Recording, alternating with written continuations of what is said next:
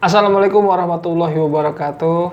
Waalaikumsalam warahmatullahi wabarakatuh. Sahabat-sahabat Dialektik TV dimanapun Anda berada, dan Forum Satu Bangsa, jumpa lagi di acara Ceruk Berpikir. Kali ini kita kembali lagi dengan narasumber kita, yaitu Mas Ahmad Nur Khalid, di acara podcast ini. Selamat malam, Mas. Selamat malam. Assalamualaikum, Bung Andri. Waalaikumsalam warahmatullahi wabarakatuh. Jadi gini, Mas.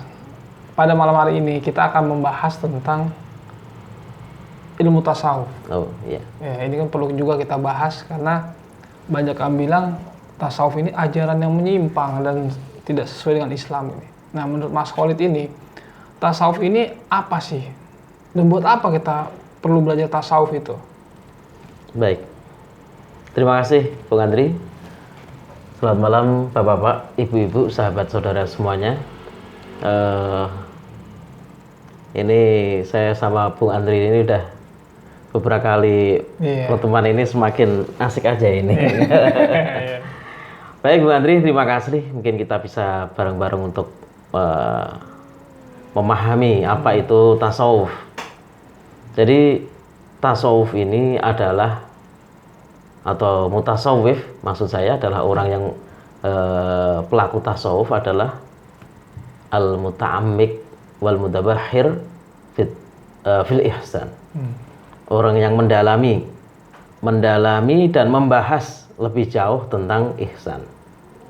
Sebagaimana kita ketahui ada dalam hadis Rasulullah adalah engkau beribadah kepada Allah, menyembah Allah seolah-olah engkau melihatnya.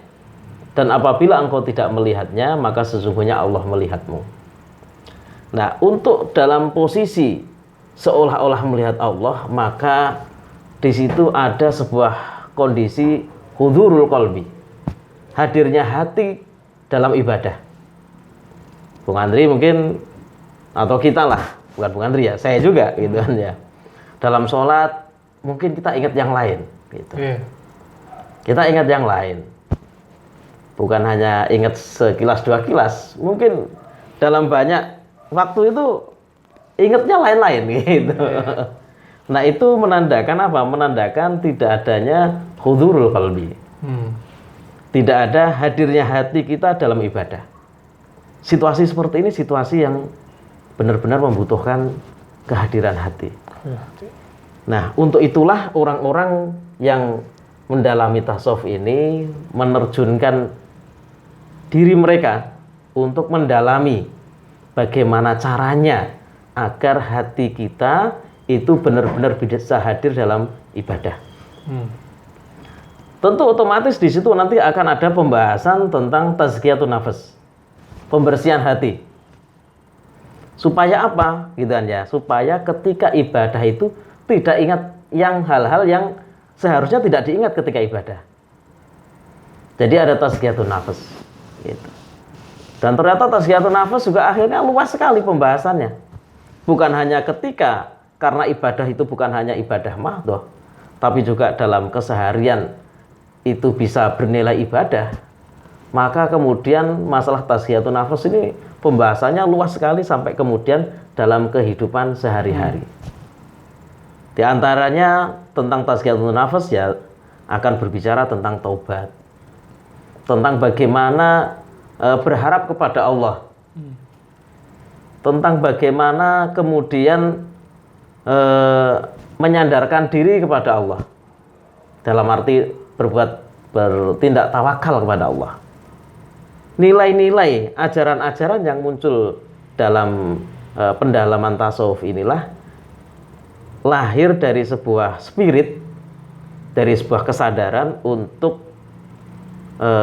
menjalankan ihsan dengan baik, tanpa latihan, tanpa pemahaman, tanpa pembersihan, tanpa pelatihan, praktek, maka ihsan tidak akan muncul dengan kualitas yang baik. Seperti disebutkan dalam Al-Quran, orang berzikir tapi hatinya lalai. Gitu kan ya. Orang sholat tapi hatinya lalai, tapi celaka. Seperti disebutkan wailul lil musallin. Wailul lil musallin alladzina hum an sholatihim sahun. Celakalah orang yang sholat tapi dia lalai. Itu. Maksudnya itu ya. Nah, alladzina hum yuraun. Mereka adalah orang-orang yang berbuat riya dalam sholatnya. Artinya ibadah yang tidak bersih kan itu artinya. Ada riya di situ. Alladzina hum yuraun wa yamnaunal maun, dan mencegah dari memberi makan anak-anak yatim. Nah, ini semua menunjukkan bahwa yang namanya ihsan itu bukan proses yang tiba-tiba orang melakukan sholat kemudian jadi ihsan, enggak. Tapi orang sholat itu memang harus menghadirkan ihsan dalam ibadahnya, dan itu membutuhkan latihan-latihan, membutuhkan praktek-praktek. Dan kalau melihat ayat Al-Quran ini kaitannya bukan hanya dengan tidak ada riya, tapi juga dengan kehidupan kesehariannya, perilakunya, supaya tidak mencegah dari memberi makan anak yatim. Artinya ibadah itu yang baik, ihsan yang baik, tentu akan tercermin dalam keseharian dia, dalam mentasarufkan harta bendanya. Lalu tasawuf ini kan selalu dikaitkan gini mas, baju wol, kain wol itu ya, jadi suf itu, jadi pakai baju yang wol yang kasar itu. Lalu mereka itu menjauhi duniawi, sehingga hidupnya itu harus tidak boleh kaya atau harus serba dengan keprihatinan. Itu bagaimana mas? Ya, itu adalah bagian dari latihan yang dilakukan orang zaman dulu dalam menjauhkan kaitan hati dengan duniawi. Kalau kita sholat, kemudian kita itu hati kita itu ingat duniawi, ini membuat hati kita ini yang hadir dalam ketika sholat ini bukan kehadiran hati kita untuk ibadah, tapi mengingat harta benda kita. Oh iya. Nah, dari pengalaman itulah orang kemudian menjauhi duniawi, dalam pengertian menjauhi dalam praktek ya, praktek berbuat, praktek untuk tidak memegang harta benda. Seperti tadi salah satu praktek gitu kan ya. Praktek supaya bisa hadir, hatinya hadir ihsan yang baik, orang melakukan praktek seperti itu. Artinya dunianya ditinggalkan dulu. Nah, ada yang begitu. Ada begitu. Tapi kemudian belakangan juga ada orang yang tidak harus begitu. Langsung kepada prinsip bahwa yang dilarang itu bukan kita memegang harta benda, tapi terikatnya hati kita dari harta. Gitu. Ya, memang intinya di situ. Tetapi ketika kita bergelimang harta, apa iya pas sholat, apa itu hati kita tidak terkait dengan harta itu kan itu. Nah, ini bagian dari pilihan-pilihan latihan aja sebenarnya.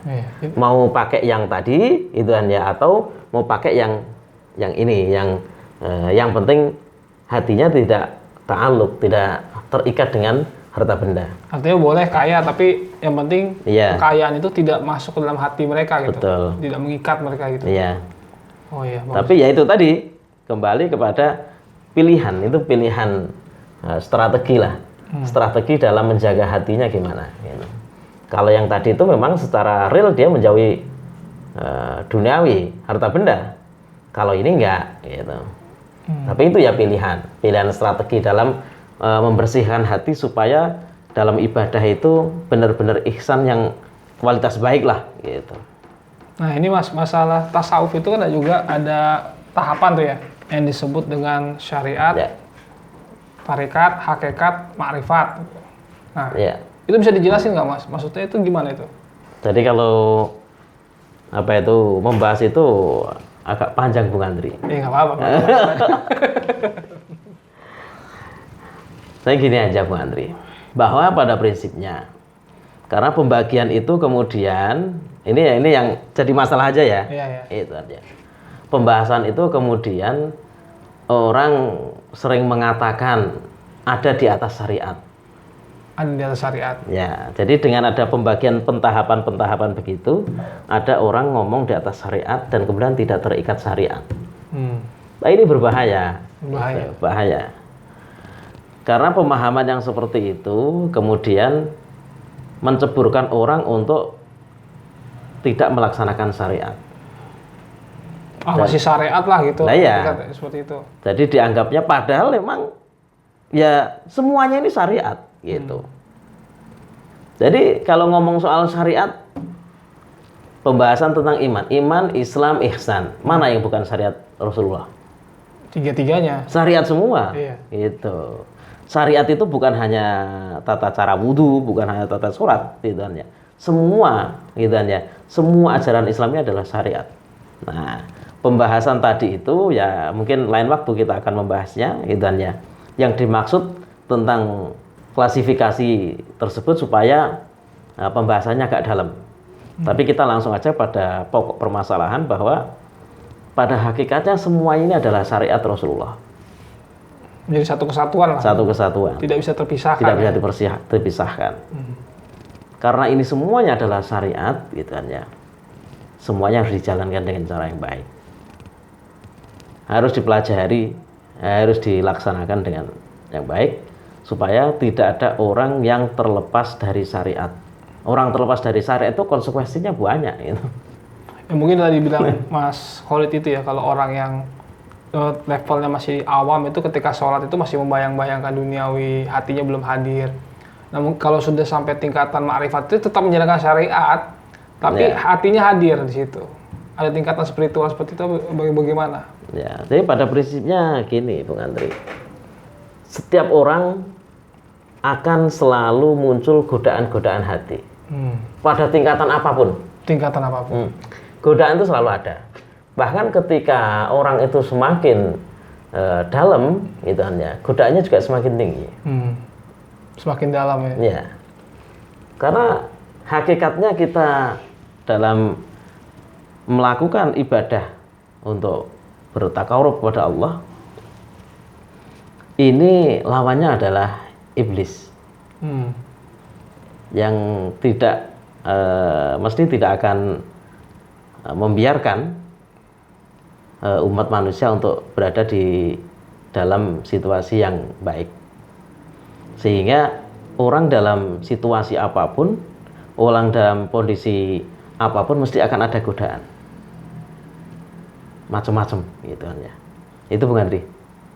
Artinya tingkatan itu ya sebenarnya ketika semakin bagus ibadah seseorang itu tidak lepas dari godaan ya. Tidak lepas dari godaan. Ya mungkin tambah godanya sombong, takabur itu ya, bertambah menjadi goda-godaan tersebut. Ya itu bagian dari kewaspadaan yang harus dipersiapkan. Makanya bagian penting seseorang mendalami tasawuf itu dia harus belajar yang namanya ilmu agama yang pokok. Ilmu agama yang pokok. Ya, orang menyebutnya ilmu din ad-daruri. Ilmu din, ilmu agama yang pokok. Yang setiap muslim wajib untuk mempelajarinya. Jadi kalau ada hadis thalabul ilmi faridatun ala kulli muslim, itu pengertiannya bukan seluruh ilmu itu wajib dipelajari. Ilmu, jangankan ilmu umum gitu aja. Ilmu agama aja tidak semuanya wajib dipelajari. Karena faridatun ala kulli muslim itu konsekuensinya dosa. Jadi kalau orang tidak menjalankannya, maka dia dosa. Tapi masa semua ilmu agama itu wajib? Wah, itu kalau dibilang semuanya wajib kan ya banyak ya. Nggak mungkin itu kan ya. Karena saking banyaknya ilmu agama.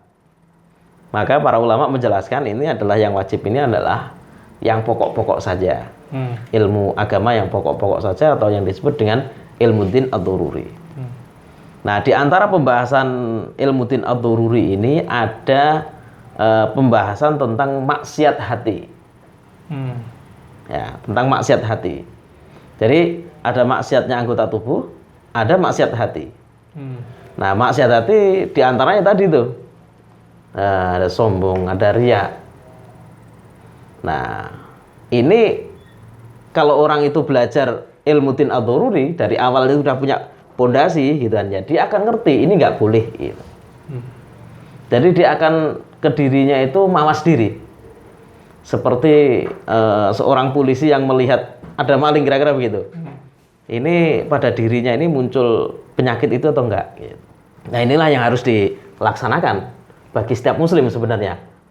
terlebih seorang yang mendalami ya, pengen benar-benar melatih dirinya mendalami ihsan. Nah ini Cak, masalah thoriqoh ini di tasawuf ini.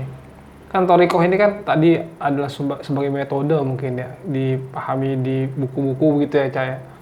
Nah ini sekarang kan thoriqoh ini dipahami juga sebagai sebuah komunitas atau kelompok.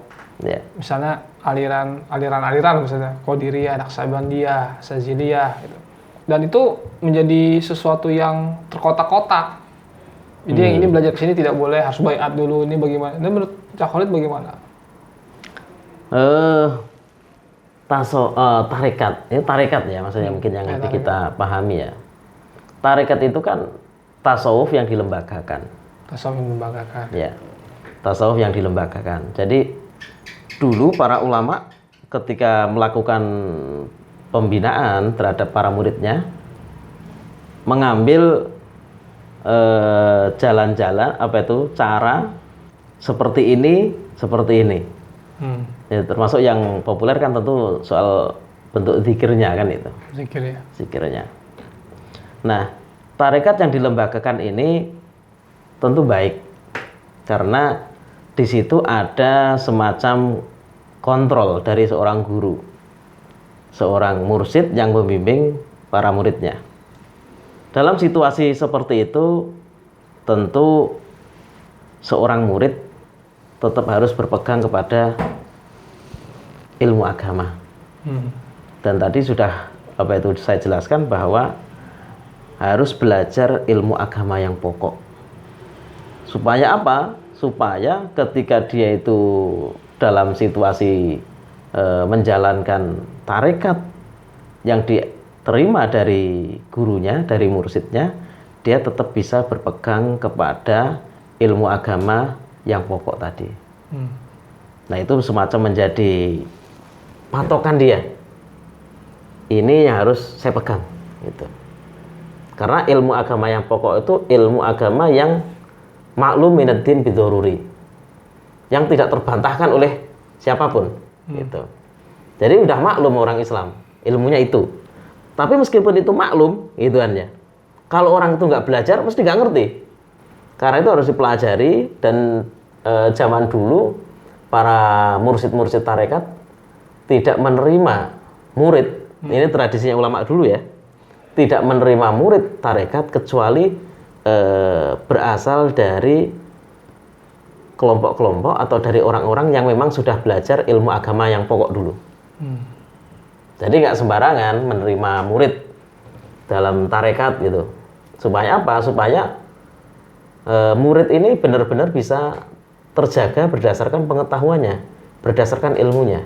Ini syariat ilmu pokoknya sudah selesai dulu lah ya. Ilmu pokoknya harus selesai dulu. Jadi orang mendalami tarekat tanpa ilmu agama yang pokok, dia ini bisa berbahaya juga. Saat mursyidnya mungkin lengah gitu kan ya. Kan dia tidak bisa mengontrol muridnya 24 jam. Sehingga mungkin akan muncul pemahaman-pemahaman yang boleh dibilang tidak sesuai dengan syariat. Ketika mursyidnya wafat, dia tidak bisa mengontrol muridnya. Karena muridnya pada dasarnya tidak punya ilmu agama yang pokok, bisa kemudian terjadi hal-hal yang tidak sesuai dengan tuntunan agama. Nah, terkait tasawuf ini ada tidak, Cak? Kaitannya itu, tasawuf ini dengan kanuragan, Cak. Misalnya jalan di atas air, atau dia kebal, bisa makan api, bisa anti tembak, seperti itu. Apa ada kaitannya seperti itu? Ya, memang bisa gitu. Karena tarekat, sebenarnya kalau kita kembali kepada sebuah hadis, bahwa ada hadis begini, Bung Andri. Ada hadis yang bunyinya, tidaklah seorang hamba lebih aku cintai daripada apa yang dalam bertakarub, lebih aku cintai dari apa yang telah aku wajibkan kepadanya. Itu. Jadi yang pertama itu, yang paling dicintai Allah, hamba itu adalah beribadah dengan apa yang telah diwajibkan kepadanya. Dan kemudian hamba itu menambahkan apa-apa yang tidak aku wajibkan. Dia melakukan kesunahan. Sunahan. Ya.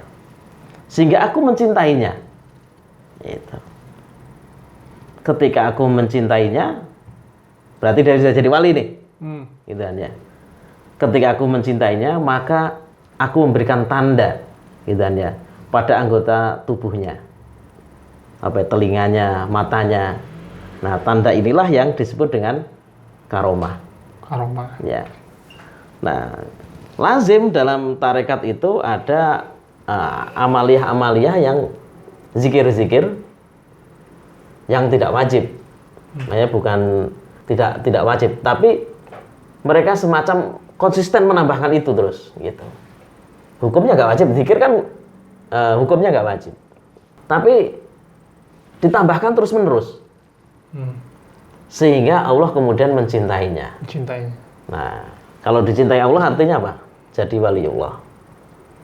Nah, ketika dia jadi waliullah, maka kemudian muncullah kekeramatan-kekeramatan yang tadi seperti Bung Andri sebutkan itu. Ada yang kebal peluru, ada yang kemudian kebal tembak, ada yang bisa jalan di atas api, ada yang ditusuk nggak apa-apa, dan sejenisnya. Ini adalah tanda dari Allah bahwa orang itu menjadi walinya. Tetapi tadi tuh, ini harus kita pahami secara utuh dari hadis yang pertama. Bagian yang pertama bahwa hamba itu sudah selesai dalam persoalan yang wajib. Gitu. Yang diwajibkan Allah apa dulu? Gitu. Sholat, puasa itu ya. Dan khususnya juga termasuk dalam apa itu ilmu akidahnya. Ilmu akidah. Keyakinannya ini ya pondasinya harus benar. Ilmu akidahnya benar, kemudian yang diwajibkan Allah itu benar. Gitu. Dalam bertauhid benar, dalam beribadah benar, ditambahkan kesunahan. Nah, setelah ditambahkan kesunahan, maka Allah mencintainya, kemudian dia akan mendapatkan kekeramatan-kekeramatan itu, dan barulah itu bisa kita sebut apa itu kebenaran.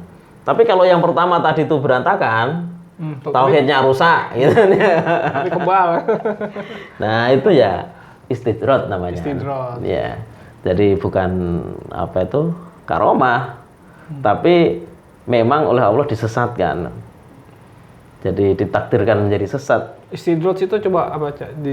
Istidrot itu ya, jadi hamba itu diberikan yang aneh begitu dengan kehendak Allah, tapi dia menambah sesat. Oh, menambah sesat. Ya, jadi dia ngerasa wali, dia perasaannya wali, tapi akidahnya sesat. Gitu. Jadi kalau misalkan ada kayak gitu-gitu, gampang sebenarnya ngerunutnya ya. Lihat akidahnya gimana. Pertama tentu akidahnya, tauhidnya kepada Allah gimana. Setelah lihat tauhidnya, lihat apa yang diwajibkan Allah kepadanya. Gitu. Nah, setelah itu baru kita lihat berikutnya. Gitu. Oh, jadi nggak langsung kita lihat karomahnya wali nih gitu. Nah, kalau ada yang aneh-aneh, ntar dulu. Gitu. Lihat tauhidnya. Gampang aja lihat tauhidnya gimana. Gitu. Iya benar. Kebal tapi buat ngerampok di apa malak-malakin orang di pasar itu. Ya, kita akan menjumpai yang macam-macam di kehidupan. Tetapi ilmu agama menyediakan kita bisa menelisik mana yang hak untuk memilah mana yang hak dan mana yang batil. Nah, itu juga dikatakan bahwa ada hadis itu kalau nggak ya, bahwa istiqomah itu melebihi 1000 karomah gitu ya. Ya. Nah, itu bagaimana tuh maksudnya tuh? Sama khairun min alfi karomah. Maksudnya adalah ya. Gini Bu Andri. Istiqomah ini kan ibadah kita kepada Allah.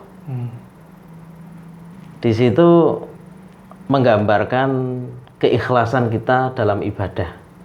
Ketika kita terus-terusan beribadah, itu adalah jerih payah kita kira-kira begitu dalam beribadah.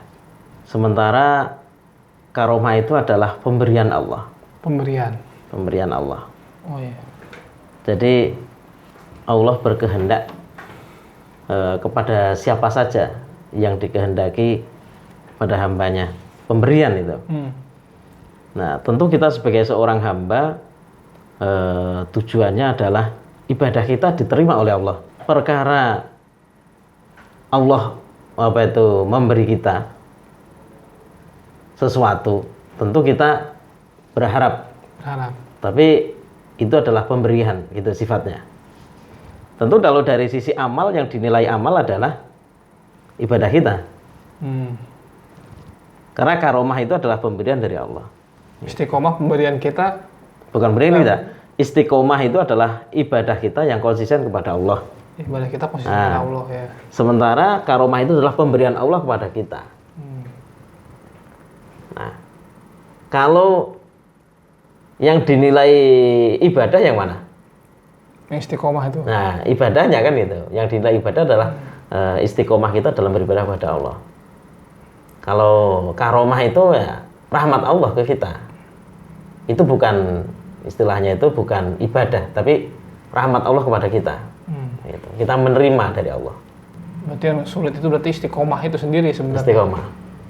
Karena kita ini kan banyak berharap langsung dapat karomah tanpa mau melakukan ibadah yang istiqomah. Padahal kalau menurut pada hadis yang tadi kita sebutkan, adanya karomah itu setelah kita menjalankan yang wajib, kemudian menambahkan kesunahan yang terus-menerus sehingga Allah mencintai kita.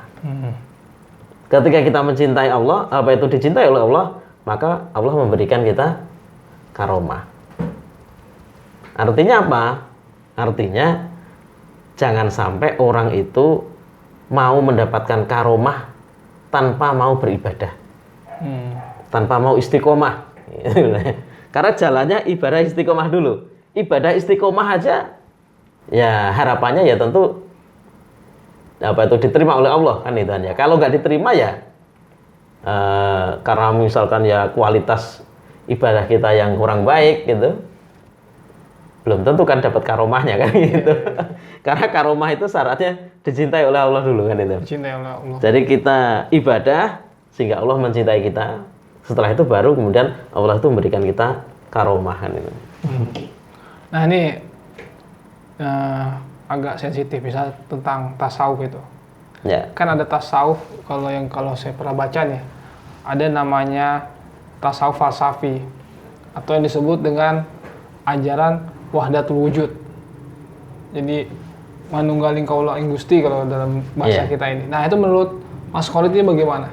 Wahdatul wujud itu oleh para ulama disebut, ini masalahnya bukan hanya, ini bukan pembahasan tasawuf sebenarnya masuknya ya. Tapi ini masuk dalam pembahasan akidah. Akidah.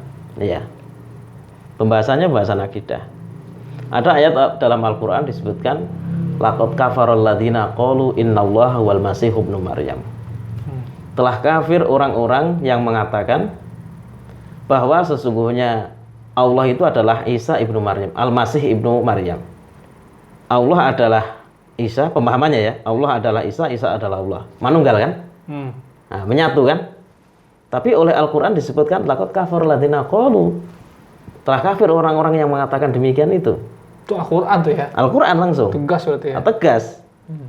Jadi manunggaling kaula Gusti dalam pengertian yang seperti itu, sejenis itu kekufuran. Orang yang nabi, manunggalnya nabi aja dianggap kekufuran, apalagi yang bukan nabi lah istilahnya begitu. Ya nggak layak. Jadi nggak ada manunggal begitu. Jadi kalau ada orang yang masih ngotot soal manunggaling kaula Gusti dalam pengertian seperti itu, ya Al-Qur'annya begini menyebutkannya gitu. Laqad kafarul ladzina qalu innallaha wal masih ibnu maryam. Gitu.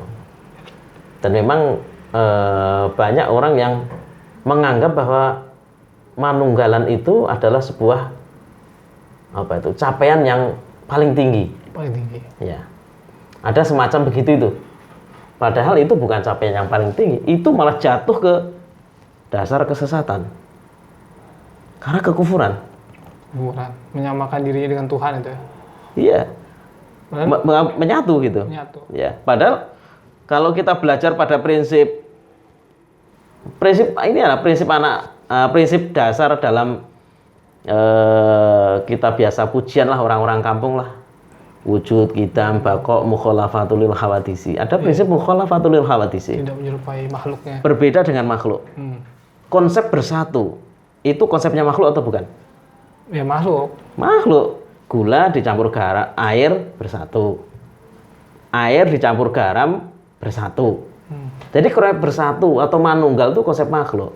Padahal kita sudah tegas menjelaskan mukhalafatul lil hawadisi. Berbeda dengan makhluk itu.